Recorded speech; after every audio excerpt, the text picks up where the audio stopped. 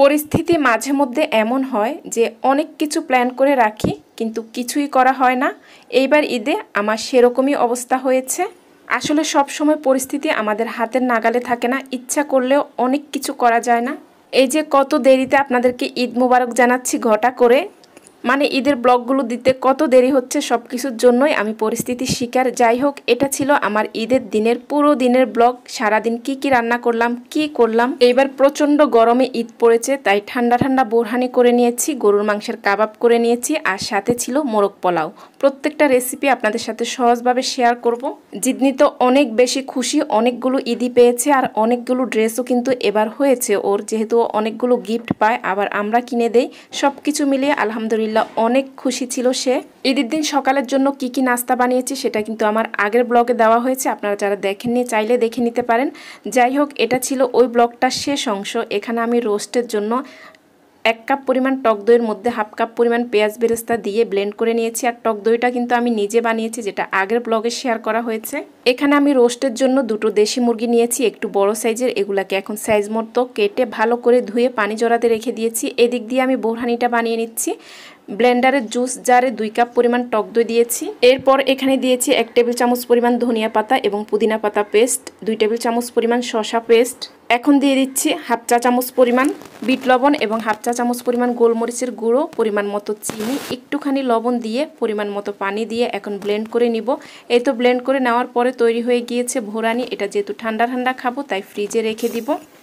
এখন আমি মোরগ পোলাও করব, সেজন্য 1 কেজি পরিমাণ চাউল নিয়েছি। চাউলগুলো ধুয়ে পানি জড়াতে রেখে দিয়েছি। আর এরই পাশে ফ্রিজে আমার আগেরই গরুর মাংসের কাবাব রেডি করা ছিল, মানে সব কিছু তৈরি করা ছিল। এভাবে আমি একদিন বেশি করে ডিপ ফ্রিজে রেখে দিই, যেটা সকালে বের করে নিয়েছি। এখন নর্মাল হয়ে গিয়েছে, এভাবে শেপ করে ডিমে চুবিয়ে ভেজে নিচ্ছি। একেবারে সব কিছু কমপ্লিট করে, মানে দুপুরে রান্নাটা করে তারপরে আমি গোসল করব, যেহেতু সকালে নাস্তা খাওয়ার পরে আমি এই রান্নাগুলো করে নিচ্ছি।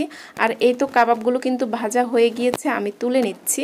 এই কাবাব কিভাবে বানাতে হয় আমি অনেকবার রেসিপি শেয়ার করেছি, আমার আগের ব্লগগুলো দেখলে হয়তো আপনারা পাবেন। আর এই তো এখানে আমি রোস্টটা বসিয়ে দিচ্ছি। প্রথমে তেলের মধ্যে কিছুটা দারচিনি, এলাচ আর তেজপাতা দিয়ে ভেজে নিয়েছি। তারপরে কিছুটা পেঁয়াজ কুচি, তারপরে 1/2 কাপ পরিমাণ পেঁয়াজ বাটা, 2 টেবিল চামচ করে আদা রসুন বাটা। এখন দিয়ে দিচ্ছি 1 চা চামচ করে মরিচের গুঁড়ো, জিরের গুঁড়ো, ধনিয়া গুঁড়ো। এগুলো দিয়ে ভালো করে মশলাটা কষিয়ে নিব। এই রোস্ট বা মোরগ পোলাও রান্নার ক্ষেত্রে মশলা কষানোটা অনেক গুরুত্বপূর্ণ, তাই আমি একটু সময় নিয়ে দেখাচ্ছি। কষাতে কষাতে যখন কালার চেঞ্জ হয়ে একেবারে তেল উপরে উঠে এসেছে, তখন আমি মুরগির মাংসটা দিয়েছি। এই মুরগির মাংস আমি আগে থেকে ভেজে নিই, কারণ এগুলো দেশি মুরগি, এমনি একটু শক্ত থাকে। সেজন্য এখন মশলার মধ্যে বেশ কিছুক্ষণ সময় নিয়ে মুরগিটাও ভেজে নিব। এখানে 1.5 টেবিল চামচ পরিমাণ কাজু বাদাম বাটা দিয়েছি, আর ওই যে টক দই আর পেঁয়াজ বেরেস্তা একসাথে ব্লেন্ড করে রেখেছি সেই মশলাটা দিয়েছি। আর আমার বানানো একটা গরম মশলা দিয়ে দিচ্ছি 2 টেবিল চামচ পরিমাণ মতো। এই মশলা না থাকলে আপনারা বাজারে কেনা প্যাকেট মোরগ পোলাওর বা রোস্টের মশলা দিতে পারেন, অথবা জায়ফল, জত্রিক, পোস্ত বাটা দিতে পারেন। তবে এই মশলাটা বানানো থাকলে সুবিধা, রোস্ট, পোলাও, বিরিয়ানি, তেহারি সব কিছুতে দেওয়া যায়। এই তো আমি মশলাটা দিয়ে ভালো করে মাংসের সাথে কষিয়ে এখন পরিমাণ মতো পানি দিয়েছি। এই পানিটা মাখা মাখা হলেই কিন্তু রান্নাটা হয়ে যাবে। একটু কালার আসার জন্য 1 চিমটি পরিমাণ জর্দার কালার দিয়েছি। তারপরে এই তো রান্নাটা অলরেডি হয়ে গিয়েছে। এখন আমি এই পাতিলেই পোলাওটা ভেজে নিব, মানে আজকে আমি পোলাও সাদা রাখবো না, একটু মশলার সাথে ভাজবো।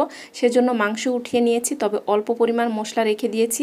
এখানে কাবাব ভাজার কিছুটা তেল দিয়েছি আর কিছুটা দারচিনি আর তেজপাতা দিয়ে এখন পোলাও চাউলটা দিয়ে ভালো করে মশলার সাথে ভেজে একেবারে ঝরঝরে করে নিব। এই যে ভাজা হয়ে গিয়েছে, এখন পরিমাণ মতো গরম পানি দিয়ে দিচ্ছি। গরম পানি দেওয়ার পরে আমি পরিমাণ মতো লবণ দিয়ে লবণটা চেক করে নিয়েছি। আর এখন একেবারে হাই আঁচে রান্না করে নিব যতক্ষণ না পর্যন্ত পানিটা শুকিয়ে যায়। কয়েকটা কাঁচামরিচ দিয়েছি। আর এই যে দেখুন, পানিটা যখন একেবারে শুকিয়ে গিয়েছে, মানে লেগে আসছে, তখন আমি চুলার আঁচটা নিব করে ঢাকনা দিয়ে রেখে দিয়েছি। এখন আমি জিদনির ড্রেসগুলো দেখিয়ে দিচ্ছি। ওর এবার 4টা ড্রেস হয়েছে ঈদের জন্য। এই যে এটা ছিল সুতির একটা 3 পিস, যেটা আমি প্রথমে দেখিয়েছি। তারপরে পার্পল কালারটা ছিল একটা টপস, কালোটাও ছিল একটা 1 পিস। আর এই যে এটা ছিল সাদাবাহারের লেমন কালার, এটা ছিল ঈদের মেন ড্রেস। আর প্রত্যেকটা ড্রেসের সাথে ও ম্যাচিং করে কানফুল নিয়েছে, এবার প্রথম যেহেতু ও কানের দুল পরবে। আর এই যে আমি পরার জন্য সুতির ড্রেস বের করে নিয়েছি। এত গরম পড়ছে, অন্য কোনো ড্রেস বা শাড়ি পরার কথা চিন্তাই করতে পারছি না।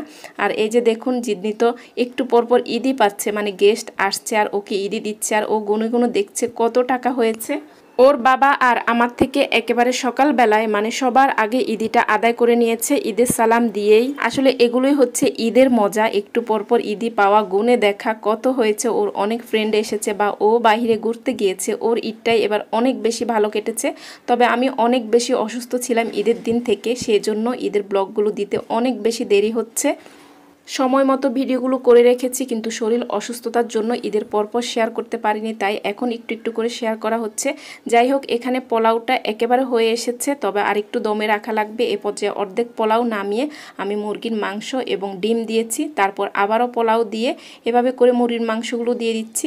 এই তো এখন আবারও পোলাও দিয়ে কিছুটা ঘি দিয়ে দিচ্ছি, কয়েকটা কাঁচামরিচ, পেঁয়াজ বেরেস্তা দিয়ে দিচ্ছি, কিশমিশ দিয়েছি, একটুখানি গোলাপ জল দিয়ে দিচ্ছি, কয়েকটা ডিম সেদ্ধ উপরেও দিয়ে দিচ্ছি। আসলে মোরগ পোলাওর সাথে ডিম না হলে একেবারে ভালো লাগে না।